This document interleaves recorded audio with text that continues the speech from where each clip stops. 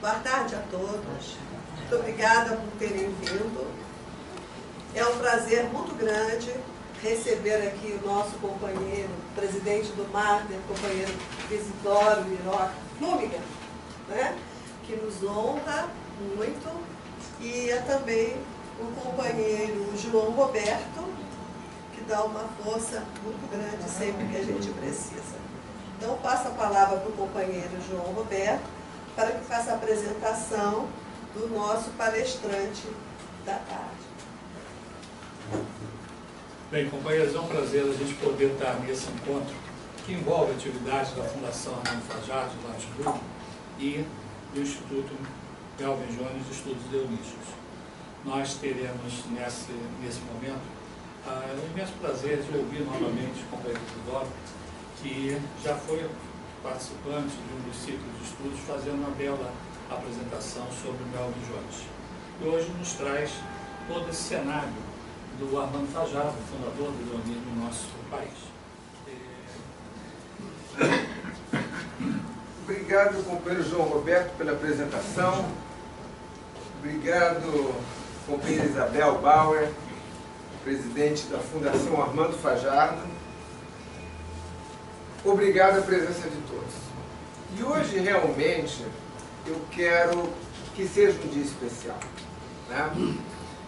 Porque eu vou falar do Armando Fajardo. O Armando Fajardo, conhecido entre nós como o leão número 1 do Brasil, né, foi o fundador do Lions Clube do Rio de Janeiro em 1952.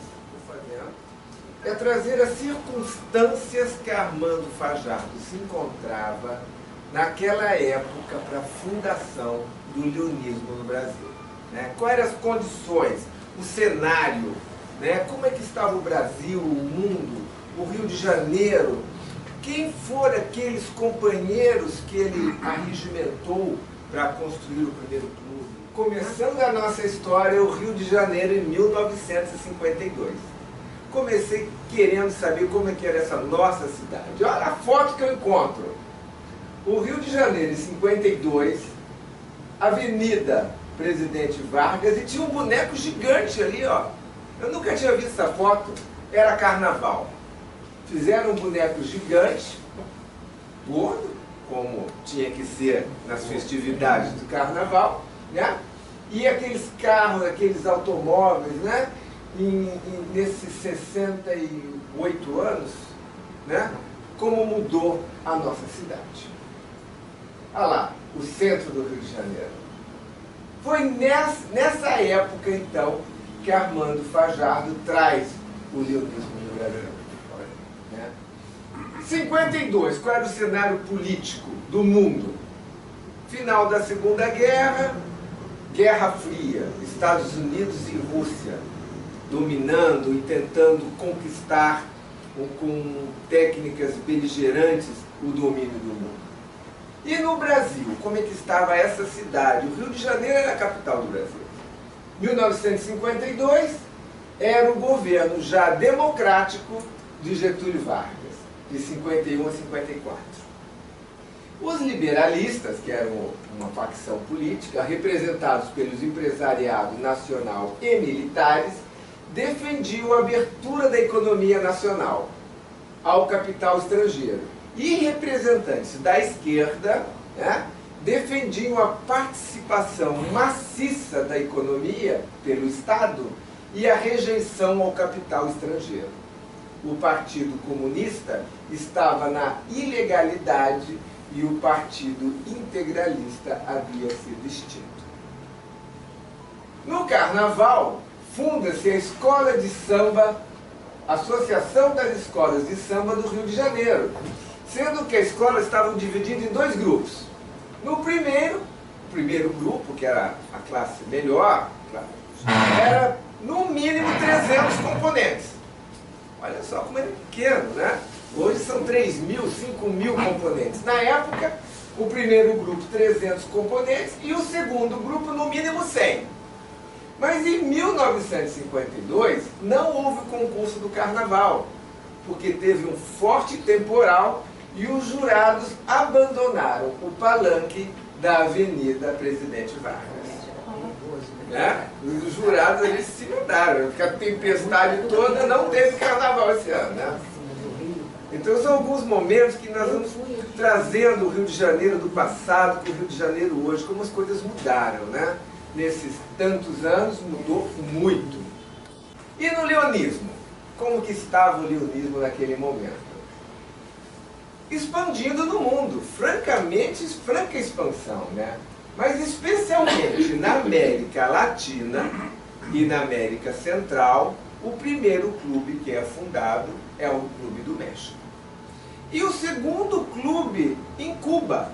Ó, havia uma amizade entre Estados Unidos e Cuba, apesar daquela época toda, né? E aí tem uma foto histórica do Melvin Jones visitando o Lions Club de Havana em 1927, que foi o segundo da América Latina, e chegou a ter 900 sócios, sendo em 42, na época classificada como o maior clube do mundo. Incrível, Cuba. E foi em Cuba, então, que começa o nosso primeiro astro, que era Santiago Nivaldo Navarro Jorge. O Santiago, a lista são pequenas, mas eu vou contar diretamente. O Santiago, o conhecido como Nivaldo Navarro, entre todos, tá? Foi uma pessoa extraordinária para o leonismo. Que ele tinha um talento de vocação, tá? Ele era cubano e desde a tenra idade ele já participava de associações e era sindicatos em Cuba, e ele era muito motivado pelas essas associações sociais, né? Então ele estava presente na fundação do segundo clube em Cuba, né? E quando, nesse momento, ele se encanta pelo leonismo, entra de sócio para o clube cubano, e numa das visitas com Melvin Jones, né, eles se conhecem, né, e o Navarro, entre as características pessoais, ele falava diversas línguas. O Navarro falava francês, falava inglês, falava português, falava espanhol, né? Então isso possibilitou do Navarro ter uma comunicação boa com o Melvin Jones. E o Melvin Jones, com aquela inteligência imensa dele, logo observou a liderança do Navarro. E, naquele momento, o nomeou como delegado do Lions Internacional para expansão do leonismo na América Central e na América Latina. Melvin Jones foi astuto, logo encontrou um líder, e encontrou o líder certo. Navarro, com essa missão, ele realmente se incumbiu dessa missão e começou a viajar pela América Central, fundando vários clubes da região. Viajou principalmente, ele deu uma prioridade para a América Latina Espanhola, né? Olha lá. Foi para o Panamá, fundou um clube em Panamá, fundou em 1935 um clube em Costa Rica, em 1936 fundou na Colômbia, em Porto Rico, em 41 fundou na Guatemala, em 44 fundou no Peru, em 48 fundou no Chile, em 51 fundou no Uruguai e graças a ele, em 52, traz para o Brasil. Então, o Navarro tem algumas passagens na internet que chama de Simão Bolívar do leonismo, né? Aquele que vai carregando uma ideia e vai, então, conquistando o comportamento e as fundações do clube, foi disseminando o leonismo por toda a América Central e Latina, né? E o interessante do Navarro, tá, é que ele, nessa peregrinação dele, ele escolhe o Brasil para ficar, né? Ele não era uma pessoa de um país, ele era uma pessoa do mundo, né? E a Cuba também ficou já politicamente mais ditadora, ele escolheu o Brasil, escolheu o Rio de Janeiro. E aqui, então, ele adquiriu cidadania brasileira, né? E, posteriormente, devido às questões de família, ele se mudou para Recife. Não há notícias de morte dele, há possibilidade de que ele esteja vivo ainda. Não consegui saber disso com certeza, mas isso, alguns anos anteriores, ele estava sendo homenageado por clubes de Goiás, né? Mas em 1962, não se sabe o porquê, tá? Não, 1968, deixa eu conferir essa data aqui, para eu não errar a data.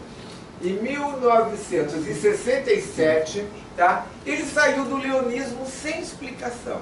Não há história do porquê que esse líder incrível que entra na história do leonismo, não se sabe o porquê, né? E ele chegou a uma passagem em São Paulo, ele foi sócio do Clube de São Paulo de Mooca, em 1962, e ele não deixou nenhuma explicação o porquê saiu do leonismo, mas continua até hoje sendo homenageado. E aí tem a sequência de fundações, e Navarro, em 1951, naquela peregrinação dele pela América Latina, estava visitando o Lions Clube de Montevidéu, né? Em qual o companheiro lá era o Pedro Berro, que era o presidente do Lions Clube de Montevidéu, né? E aí, segundo a história, o Navarro diz ao Pedro Berro: temos que fundar um clube no Brasil, tá? E coincidentemente com as histórias do destino, né? Aí nós temos sempre alguma coisa nos engendrando, tá? Estava lá o Armando Fajardo na época, que eram amigos, porque eles tinham, o Pedro Berro e o Fajardo tinham em comum o turf. Eles adoravam os cavalos, tá? E em especial interesse, naquele momento que o Navarro pedia para o Berro ajudá-lo a fundar o clube no Brasil, o Berro, que já conhecia o Fajardo do turf, manda um telegrama, que na época nem telefone era uma coisa rara, manda um telegrama para o Fajardo dizendo as intenções de fundar um clube de Lions no Brasil. E aí o Fajardo vai ao encontro de Pedro Berro, porque o Fajardo estava no Uruguai numa prova de turf. Então, já estava lá, coincidentemente. E a prova de turf que ele estava presente era uma prova, uma competição que tinha o nome dele. Era uma prova, era um teste, um campeonato Armando Fajardo, né? E os uruguaios homenagearam o Armando Fajardo porque Armando Fajardo tinha feito uma pacificação entre os turfistas do Uruguai. Eles estavam em briga. Também a história não conta o que briga era essa, mas deixa bem claro que houve paz no Uruguai, no turf uruguaio, graças à intermediação de Armando Fajardo. Motivo que ele ganha em homenagem à prova do turf, Armando Fajardo. Ele estando no Uruguai, ao lado de Navarro e de Pedro Berro, Navarro com aquele magnetismo pessoal, Pedro Berro, já também presidente do Lions Clube do Uruguai, convence o Fajardo a fundar o Lions Clube do Rio de Janeiro. Nesse mesmo tempo, conta a história, tá? Floriano Peixoto, que era um companheiro de São Paulo, também já estava antenado no Lions, tá? Mas sem a presença do Navarro. Floriano Peixoto estava em comunicação direto com a central americana, né? E o Floriano Peixoto queria trazer também o leonismo para o Brasil. Mas, segundo consta a história, a administração do Lions deu preferência ao Rio de Janeiro por ser a capital federal, né? Tanto é que alguns meses depois, logo foi fundado o Lions Clube de São Paulo, né? Mas então, dentro do contexto do nosso clube, nós tínhamos o Navarro, né? Que era o líder da América Central e da América Latina. Nós tínhamos o turf, nós tínhamos Pedro Berro, nós tínhamos Armando Fajardo. E aí, então, nessa foto, que é bem conhecida, a primeira pessoa à esquerda à direita, perdão, é Pedro Berro. A segunda pessoa, Armando Fajardo. A terceira pessoa, Luiz Toledo, que é um dos fundadores do Mater. E a quarta pessoa, Branca Fajardo, a esposa. Né? Essas fontes são difíceis, apesar da internet ser tão gigante, mas ainda carece muito de informação. Entendeu? Nós temos muita coisa para colocar lá. E aí, Armando Fajardo, fazendo uma biografia rápida dele, tá? Nasceu em Madalena, em 1938, né? 12 de outubro, filho de tabelião e neto de fazendeiro. Aos 13 anos mudou para o Rio de Janeiro para estudar no Colégio Pedro II, bacharelou-se em Direito. Casou-se em 24 com Branca, ocupou cargos na vida pública e recebeu títulos honoríficos nacionais e estrangeiros. Foi secretário-geral da Universidade do Brasil, secretário do Conselho Universitário, oficial de gabinete de 3 ministros da Educação, secretário dos Institutos de Alta Cultura Luso-Brasileira, foi um dos fundadores do primeiro reitorado do Brasil e ocupou funções destacadas no TUF brasileiro. Faleceu em 13 de junho de 69, com 69. Fundou o leonismo no Rio de Janeiro quando tinha 59 anos e faleceu quando tinha 76 anos. Né?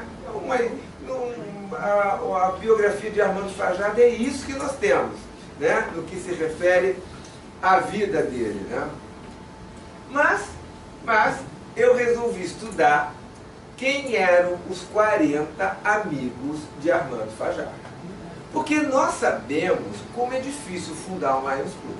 É difícil. Né? E nós, quantas vezes aqui na nossa intimidade, nós falamos uns para os outros, gente, eu tenho que engolir sapo. Né? É difícil, presidente, eu tenho que aguentar aquela pessoa. Né? Não é brincadeira, não. É um desafio estar num clube de Lions, fundar um clube de Lions, tá? Então, vamos ver o desafio de Armando Fajardo. Está aí os 40 nomes. Tá? Então, nesses dias de estudo, eu fui analisando quem era quem. Quem são os amigos de Fernando Fajardo? Vamos ver quem era. Tá? Muitos eu não encontrei nada, principalmente os que têm os nomes mais comuns. Aí você digita lá, aparece tanta gente, a gente já não consegue mais discernir, né? Mas especialmente alguns com os nomes mais característicos e momentos históricos coincidentes, então a gente monta a história. Então tá aí os 40 nomes, vamos analisar. O Nilo Galo. O Nilo Galo, também um dos fundadores, eu encontrei na única notícia dele que ele tinha os empreendimentos imobiliários e ele estava em discussão de propriedade na Restinga de Jacarepaguá. Havia uma discussão de propriedade da região. René Mostardeiro. A única história que eu percebi, propriedade de canil, em Petrópolis. Tá? Ele gostava muito, ele tinha bastante notícias de canil. Ele vendia, criava e comercializava e tinha bastante história. Eu selecionei aqui o principal recorte dele, mas havia realmente dezenas de recortes sobre o canil dele. Tá? Alberto Fadel. O Alberto Fadel, a única notícia que eu tenho dele, tá? Que o autor da notícia, Correio da Manhã, em 1960, descreveu ele assim, quer ver? Alberto Fadel, que é o fulião de primeira linha. O fulião de primeira linha. A única coisa, não sei atividade física, bailes do Baby Doll, né? Mas eu posso pelo menos ver que ele era um cara festivo, né? Mas foi o que eu consegui do Alberto Fadel. José Paredes Sobrinho, aí, eu já consegui. Diretor do Jockey Club, comissário de corridas. Aqui, nesse recorte de jornal, ele é bem elogiado pelos trabalhos. Parece que ele era um homem de grande ética no trabalho, né? Tanto é que ele termina aqui, ó.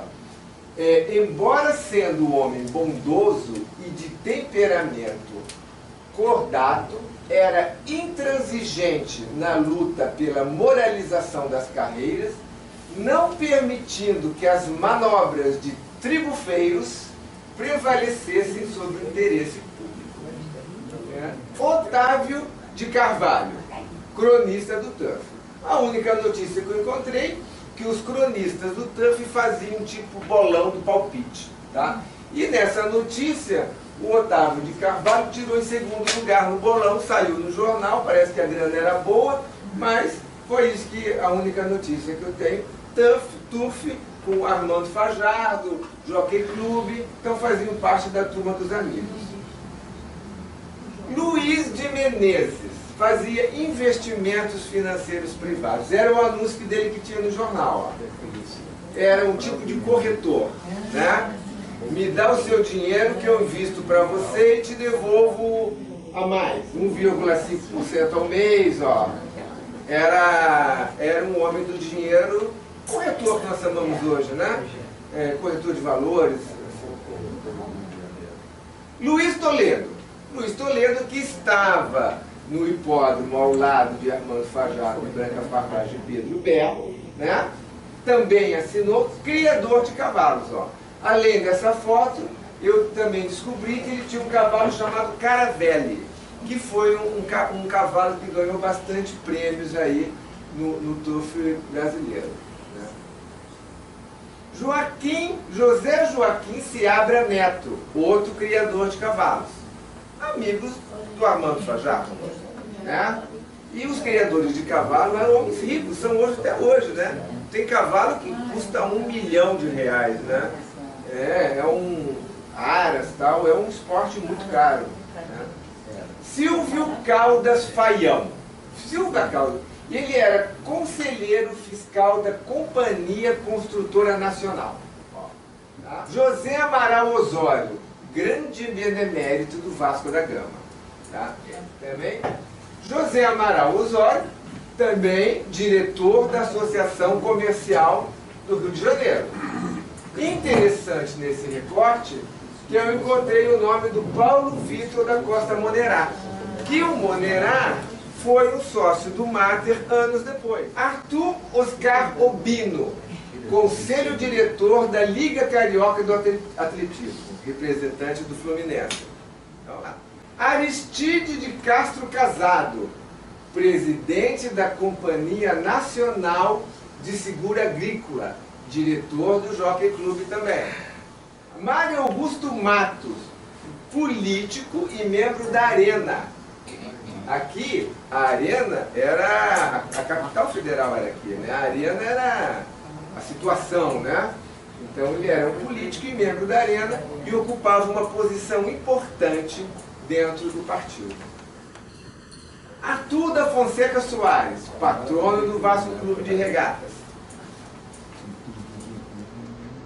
Arthur Oscar Ubino, só encontrei essa notícia, faz parte das juntas apuradoras do TRE. Léo Pires Pinto. O Léo Pires Pinto foi membro do Conselho Superior da Previdência Social e presidente do IAPTEC, vários cargos do SESC e do SENAI. Aqui consta uma história, tá, em que ele foi nomeado para a Previdência e descobriu um monte de falcatrua no IAPTEC e no SENAC e mandou um monte de gente presa, segundo a história aí. Tá? E aqui ele foi reconstituído ao Conselho Superior da Previdência Social e era uma época em que, mais uma vez, a Previdência Social brasileira estava em crise. Então havia discussão de unir o IAPTEC, IAPI, várias instituições de previdência no INAMPS, né? Que depois o INAMPS virou INPS, não, perdão, virou INPS, depois virou INAMPS e depois virou SUS, coisa assim, né? E atualmente ele era a favor da criação do INAMPS e acabou dando certo essa questão da unificação da Previdência Pública numa só unidade. Luiz Pinheiro Guimarães, médico e professor da Universidade Nacional de Medicina, secretário e Jockey Clube brasileiro. A princípio, por ser médico, devia estar mais ligado ao Arnaldo de Moraes, que foi o primeiro presidente do Lions Clube. um médico de prestígio também, ele dava aula sobre patologia. Iracindo Carvalhães Pinheiro. Almirante, tá? Aqui nessa... Tem algum parente aqui? Alguém se lembrou? Eu aqui, ó. Primo do meu marido. Olha, acabou de chegar na hora certa. Incrível! Dá para entender esse relógio do universo? Olha só Mas que eu só vim maravilha. a saber depois que ele morreu. É mesmo? É, fazendo pesquisa de lá e nós não encontramos o nome dele. Descobriu o nome dele. Pois é. O almirante Almirante. Iracindo Carvalhais Pinheiro, que temos aqui uma parente dele, que chegou agora, coincidentemente, né? Fantástico, né? Pinheiro, meu marido é Carvalhais Pinheiro. Ele tem uma história aqui que ele deu batismo a algumas chinesas, né? Vieram umas chinesas para o Brasil e os chineses são budistas, né? Então houve essa notícia porque houve um casamento e os chineses foram convertidos em católicos. Então está lá o Dom Jaime Câmara batizando a conversão de 8 chineses. Né? Esse negócio de conversão religiosa é bem complicado. Mas está aí esse momento registrado com Iracindo Carvalhais Pinheiro. Ivan Pinheiro de Oliveira Lima, presidente do Clube Municipal. Todos conhecemos o clube e aqui ele ganha então medalhas de bons serviços pelo governador pelos serviços prestados. Não fala quais foram os serviços, tem um rol de nomes ali. Joaquim de Melo Cunha, diretor da DNB, fábrica de sapatos, diretor vice-presidente do Vasco da Gama e golfista. O Fajardo gostava do golfe também, então estaria a ligação deles. Né?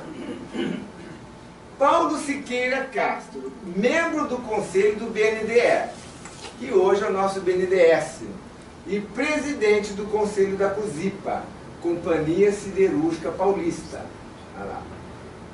Também um homem de prestígio, dos negócios do governo. Rodrigo José Maurício, especialmente esse general, engenheiro, comandante da Escola Técnica do Exército. Negócios da Energia Atômica Militar. Ó, esse homem é de grande relevância. Nessa reunião, ó, eles estavam organizando os negócios para trazer a energia atômica para o Brasil. Olha lá.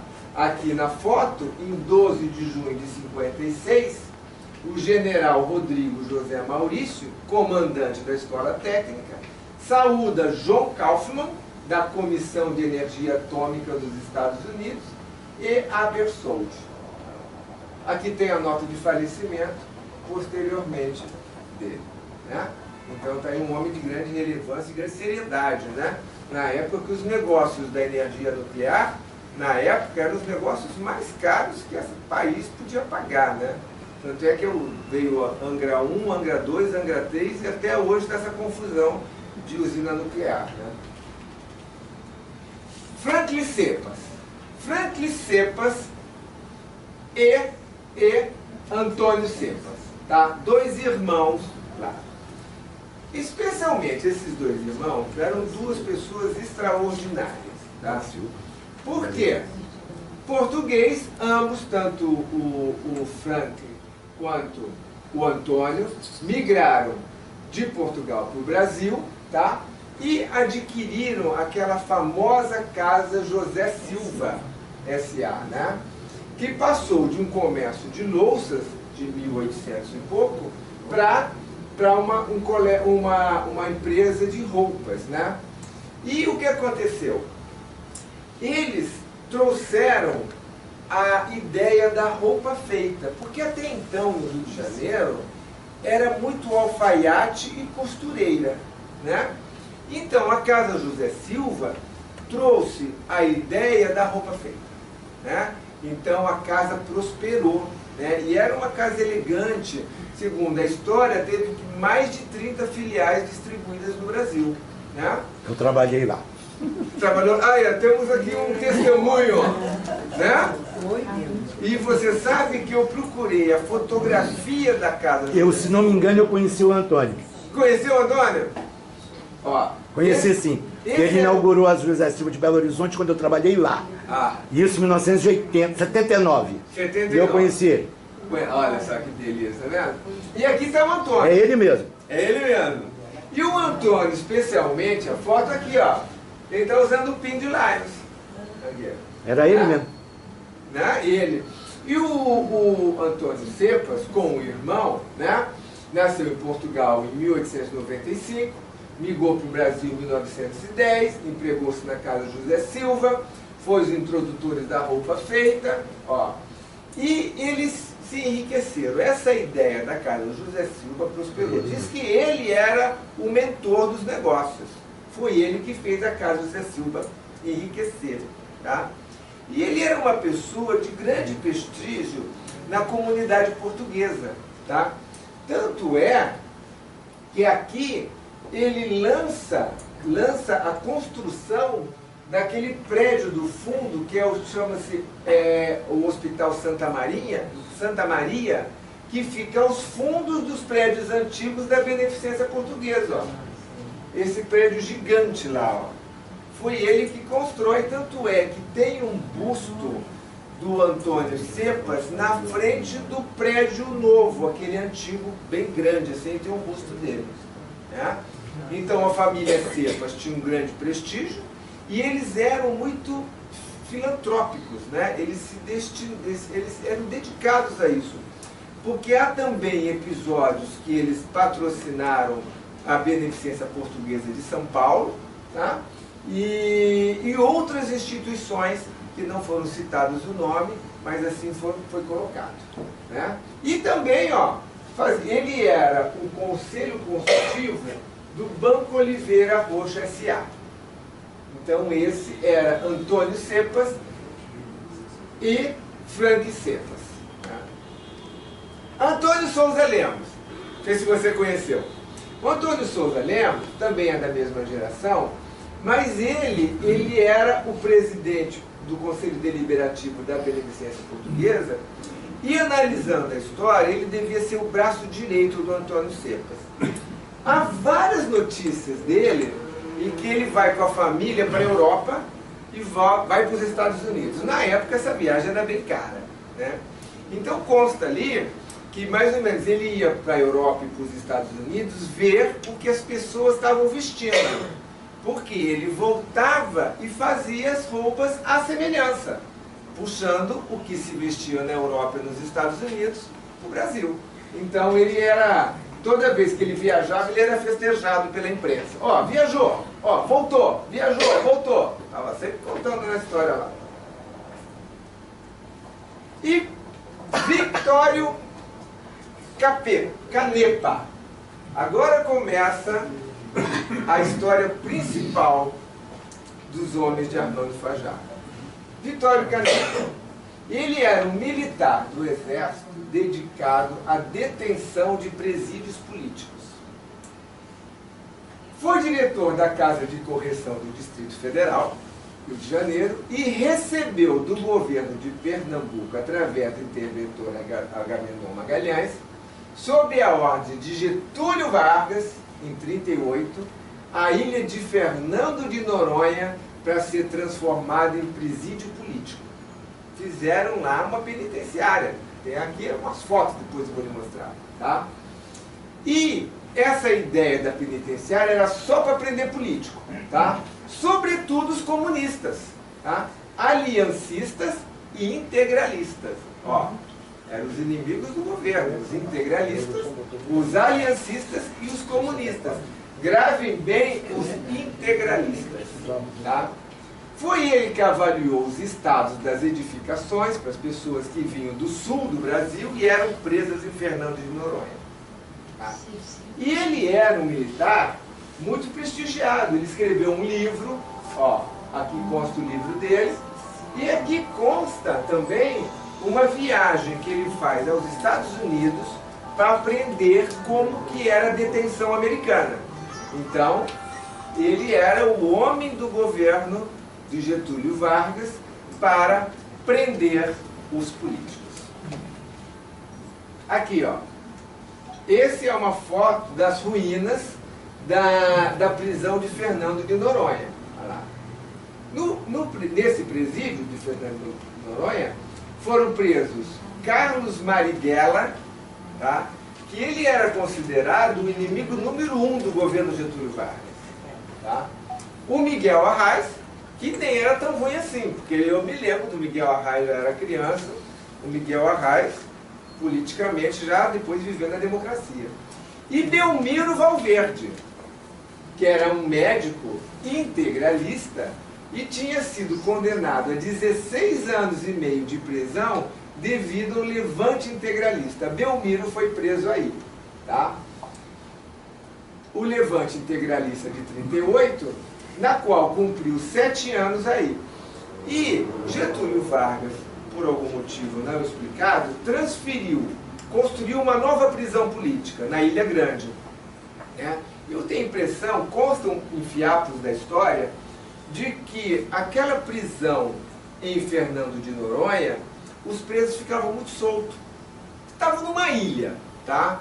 Então não era um lugar assim, um presídio, entendeu? Eles ficavam muito soltos, tinha um teatro, tinha peça, tinha um monte de coisa lá que pareciam coisas boas, né? Mas compensação, acho que era de alto custo, porque eles ficavam longe, né? Aí Getúlio Vargas montou a prisão da Ilha Grande. Tem as ruínas lá também até hoje, né? E o Belmiro Valente, perdão, Valverde, o Belmiro Valverde, que foi preso inicialmente em Fernando de Noronha, é transferido para a Ilha Grande. Tá? E aqui está também a penitenciária da Ilha Grande, ó, onde foram transferidos. Ó. Alguns presos famosos foram presos aí. Orígenes Lessa, Graciliano Ramos, Agildo Barata, Nelson Rodrigues Filho, tá? Vários que, até também Madame Satã, que era um político meio travesti, parece, alguma coisa assim. E tinha Não, ele era só homossexual, travesti não era não. E o Lúcio Flávio, então, o Lúcio Flávio também, né? Que não era exatamente um preso político, porque ele já foi um criminoso, mas ele acabou sendo preso aí também. E aí começa a história de Vicente Meglioraro. Tá? O Vicente Meglioraro, ele era empresário do leite, da CCPL. Todo mundo se lembra dessa empresa, né? Distribuía leites para o Rio de Janeiro todo, né? E aqui então conto, e ele também era um líder político integralista. Lembra que eu disse anteriormente que os integralistas, eles foram caçados, né? Eles tiveram a legenda extinta, né?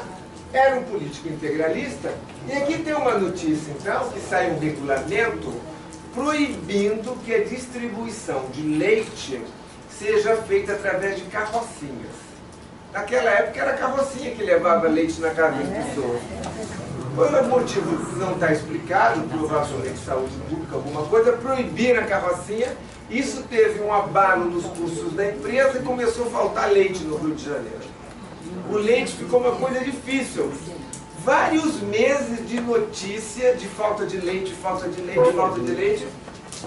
E o Vicente Meglioraro sempre estava no rol das notícias, né? Por ser o presidente da CCPL. O Vicente Meglioraro era amigo de Armando Fajardo e estava na ata de fundação do grupo.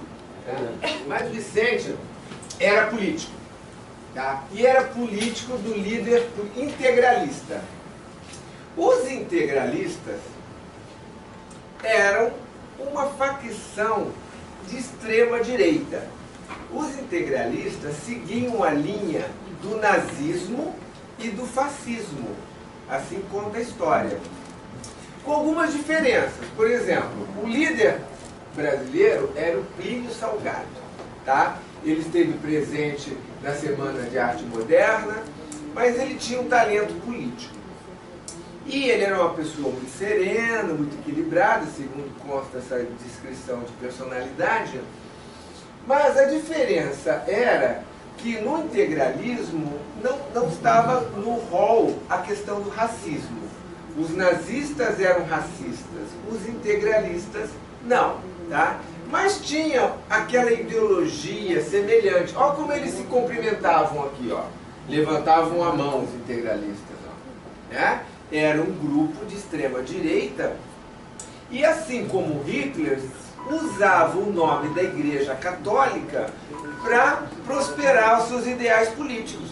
Tanto é que o próprio Hitler era católico, né?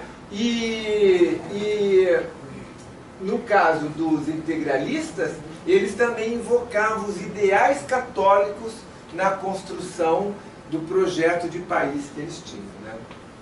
E aí, o Metiolaro, ele era vice-presidente do PSP, um partido de representação popular, ó, tendência política de extrema-direita, fundado por Plínio Salgado. Era inspirado pelos nazistas, ó, tinha a doutrina social da Igreja Católica. A ditadura getulista, todos os partidos foram extintos. Getúlio extinguiu todos os partidos em 1937. Em 1937, Getúlio Vargas era ditador. Depois ele volta eleito, mas nessa fase ele era ditador. E aí o que acontece é que o Brasil estava muito revoltado. O Brasil não gosta, o brasileiro não gosta. Acho que ninguém gosta de ditador, né? Suponho eu, antecipando o gosto do brasileiro, mas nós gostamos de liberdade. E aí o Vicente Meglioraro, né, aqui nesse documento, que ele faz um plebiscito integralista, em que ele fala o seguinte: não, os integralistas, nós somos de um grupo radical, mas nós somos democráticos. E eles fazem um plebiscito para provar a democracia deles, e o nome mais escolhido para ser o próximo presidente do Brasil, por eles, seria o Plínio Salgado. Mas, o que acontece? Levante integralista. O levante integralista, tá, foi um sufoco, né? Os integralistas fizeram um grande plano com o apoio de alguns militares, tá? E pensaram em dar um golpe no Getúlio Vargas. Então, em 11 de maio de 1938, os integralistas se reúnem, tá? E invadem o Palácio da Guanabara, invadem o Ministério da Aeronáutica, começam a colocar terror e anunciar o golpe pela rádio, né? E acontece que na invasão do Palácio Guanabara, tá, chegam os integralistas, eram conhecidos como camisa verdes, né? E um grupo invade o Palácio do Guanabara, tá, armado, e segundo umas fotos tinha uma mesa cheia de bomba, tá? E as bombas eram como se fosse lata de leite ninho com um pavio, assim, umas bombinhas assim que hoje a gente falaria que seria de festim, né? Mas eram essas bombas. E simplesmente os militares não apareceram. Os militares que tinham, algum grupo militar que tinha compromisso com os integralistas, falharam, não foram. Conclusão, 8 integralistas foram fuzilados no Palácio Guanabara. Fuzilados. Tá? E aí, né, nessa história toda, os jornais é um pânico na cidade, né? Getúlio ditador, os integralistas querendo dar o golpe no Getúlio, massacre no Palácio Guanabara, né? E começam as prisões, né? E o que acontece? Todo mundo que estava envolvido com o golpe, todo mundo que era integralista virou um suspeito. E foi o tal de prender integralista. E prenderam, então, o nosso companheiro, o Vicente Metiolaro, foi preso. Tá? E O Belmiro Valverde, aqui começa agora um jogo de xadrez lá entre os amigos do Armando Fajardo. O Belmiro Valverde, ele era um médico bem conceituado na cidade. Tá? Tanto é que o Belmiro Valverde, ele era membro da Academia Nacional de Medicina. Eu entrei no site, está lá a história desse médico. Tá? E para ser membro da Academia Brasileira de Medicina, tem que ter um prestígio elevado. E ele era membro. Tá? Ele foi médico integralista, tá? E o Arnaldo de Moraes, que também assinou e foi o primeiro presidente do Mater, ele também era membro da Sociedade da Academia Brasileira de Medicina. Então o Belmiro Valverde e o Armando de Moraes eram colegas médicos da mesma academia. Tá? E o que acontece? Belmiro, ele assume e foi preso e assume que foi um dos líderes integralistas no golpe contra Getúlio Vargas. Conclusão, foi preso. Foi preso e foi transferido por Victório Canepa, que também era sócio do Mater, para ser preso lá em Fernando de Noronha.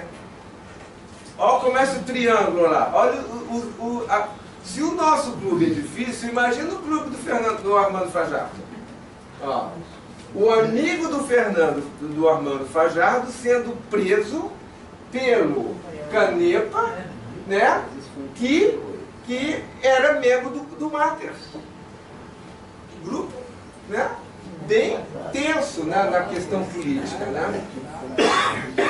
E aqui, ó, tem um momento que o Vicente Metiolaro, em que ele é um membro do Mater, isso já em 1955, ó, o Mater foi fundado em 52 e nós estamos em 55, em que o Belmiro Valverde, ele foi condenado a 14 anos, mas depois de 7 anos e meio, ele conseguiu a anistia. Tá? Ele foi anistiado e foi solto. E aí a imprensa foi entrevistar o Belmiro Valverde. Aí o Belmiro Valverde chega na rádio, tá, e nas entrevistas diz o seguinte: eu mesmo fui um dos líderes da ação integralista contra o Getúlio e graças a Deus que deu errado aquele golpe. Porque os integralistas não poderiam ter assumido o poder. Porque, veja bem, 38, antes da Segunda Guerra, o nazismo estava subindo na Europa, o fascismo e o integralismo no Rio de Janeiro. Tá? Já em 55, a derrota da Segunda Guerra, Hitler morto, nazismo acaba. Né? Então, o Valverde reconhece que os ideais do integralismo são ideais ultrapassados, ideais errados, né, que fracassaram na Europa. E assim vai o Belmiro Valverde, e arrependido em público e autonomiado chefe da tentativa de golpe, tá? Ele diz então que o integralismo era todo errado. Mas acontece que o integralismo continua, mesmo depois da derrota de Hitler, os integralistas continuam. Né? E o Vicente Metiolaro, que era o nosso sócio do Mater, foi preso 2 vezes, sendo a última na noite de 11 para 12 de maio, no dia seguinte da tentativa do golpe. E aqui, já em 1960, na reunião do diretório do PNP, que era do Partido Representativo Popular, que era o nome do Partido Integralista, ó, continuam tendo reuniões secretas no escritório do Metiolaro. Ó, incrível, porque apesar de ser secreta, saiu no jornal, né? Os jornais escrevem dessa maneira: o Diretório Nacional do PRP, ontem à noite, secretamente, a Rua do México 164, tá?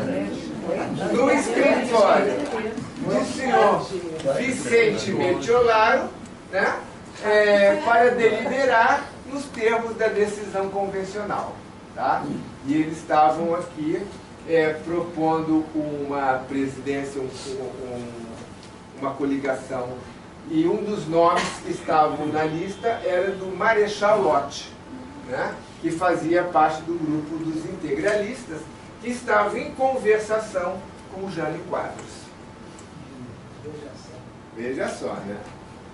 Então, veja bem quem o Armando Fajardo tinha no clube. Não era brincadeira não, hein? Só tinha casca grossa. Hein? Tinha militares importantes, de grande projeção, né? Energia nuclear. Tinha homens de negócios como da Casa José Silva, a família Cepa, né? Tinha os homens do BNDES, né? Tinha do outro lado o que cuidava das prisões políticas.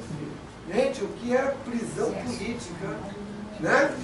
Então, olha a mesa dele. E, finalmente, o Arnaldo de Moraes, né? O Arnaldo de Moraes, ele é o fundador da Casa de Saúde do Arnaldo de Moraes, que agora já é mais contemporâneo de nós, né? Atualmente é o Hospital São Lucas, em Copacabana, né? Mas ele foi um médico e tanto, né? E de grande prestígio na cidade, né? Ele estudou no Pedro II, formou-se pela Faculdade de Medicina do Rio de Janeiro em 16, foi médico da Santa Casa de Misericórdia, foi nomeado inspetor sanitário do Departamento Nacional de Saúde Pública, que seria como assim presidente da Anvisa, se eu pudesse comparar, tá? Né? Viajou pelo mundo para estudar saúde pública, fez diversos livros, diversas publicações, né? E o que trouxe um destaque também é que Arnaldo de Moraes, nessas viagens para os Estados Unidos, trouxe pela primeira vez esse equipamento, que hoje é muito comum entre nós, que é o colposcópio, né? Ele era ginecologista, um médico americano chamado Hans Hselman, tá? Tinha desenvolvido recentemente essa máquina, e ele traz então pela primeira vez ao Brasil para que pudesse examinar o fundo do colo do útero das mulheres. Eu fui posta no mundo por ele. Ah, é? Olha, tá vendo? Não era? Nós vamos encontrando esses testemunhos pessoais, né? E ele é extremamente consagrado dentro da ginecologia e um dos médicos mais renomados que tivemos na história do Brasil. E aqui, então, temos a primeira campanha leonística feita por Arnaldo de Moraes em 1953. A primeira campanha foi a arrecadação de dinheiro para a questão das secas do Nordeste. Bom, como visto, o Armando Fajardo fundou o leonismo brasileiro escolhendo 40 homens de espectros pessoais e personalidades e valores tão diversificados entre desportistas, comerciantes, militares, políticos, filântropos, médicos, engenheiro, economista, professor, até mesmo com as histórias conflituosas entre si que aconteciam ao sabor do destino. Né? Com o leonismo, Armando Fajardo conseguiu fazer que até ferrenhos adversários políticos assinassem juntos a ata de fundação do Lions Club do Brasil. Incrível, pessoas politicamente opostas, né, assinando a mesma ata de fundação. Então, veja bem como a filosofia leonística de manter-se como uma instituição apolítica é tão importante. Né? Eles sabiam que dentro do Lions não havia nenhum partidarismo. Né? Havia apenas o interesse de fazermos uma prestação de serviço à sociedade, independente se é esquerda ou direita, seja o que for. Né? Agora, duas características, vamos pensar. O Armando Fajardo, no Uruguai, recebe um prêmio o prêmio Armando Fajardo por ter pacificado os uruguaios. E para manter uma mesa dessa, tem que ser um pacificador. Tem que ser um pacificador. Não há possibilidade de ser presidente de um clube desse se o Armando Fajardo não fosse um pacificador. Não é um pacificador, né?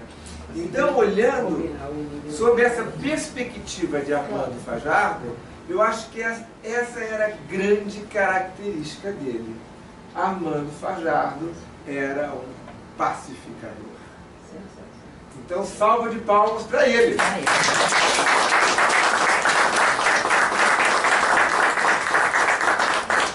Bom, gente, era essa história que eu queria contar para vocês. E trazer a seguinte reflexão. Gente, se os nossos clubes são difíceis, né? Imagina o dele.